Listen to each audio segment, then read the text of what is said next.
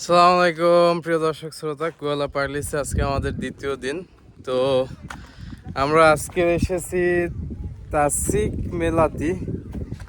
তো এটা অত্যন্ত সুন্দর একটি সুসজ্জিত একটি পার্ক, দেখতেই পাচ্ছেন। তো আজকের দ্বিতীয় দিনের সফরে আমরা একটু আজকের তো অবশ্যই সুন্নাহ কনভেনশন আছে, তো আমরা ফাঁকে একটু বের হয়ে পড়েছি এখানে। তো এটা অনেক কিছুই আছে যেটা বাংলাদেশের বিভিন্ন জায়গার সাথে রিলেটেবল, কিন্তু এখানের পরিবেশটা অনেক ভালো লাগে, বিশেষ করে পাহাড়ি অঞ্চল।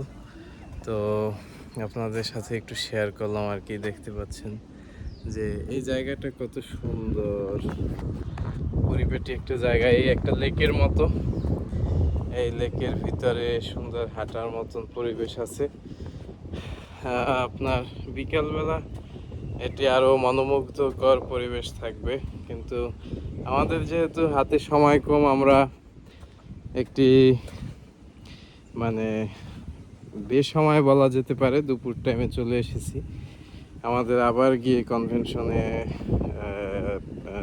অ্যাড করতে হবে, সেখানে আবার উপস্থিত হতে হবে।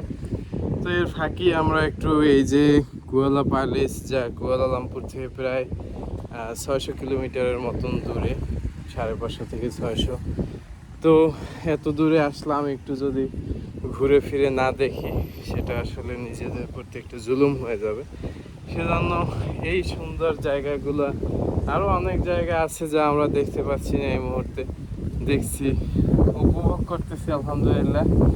আপনারা আসলে এখানে আসতে পারেন, কুয়ালা পার্লিসে অনেক দেখার মতন জায়গা আছে।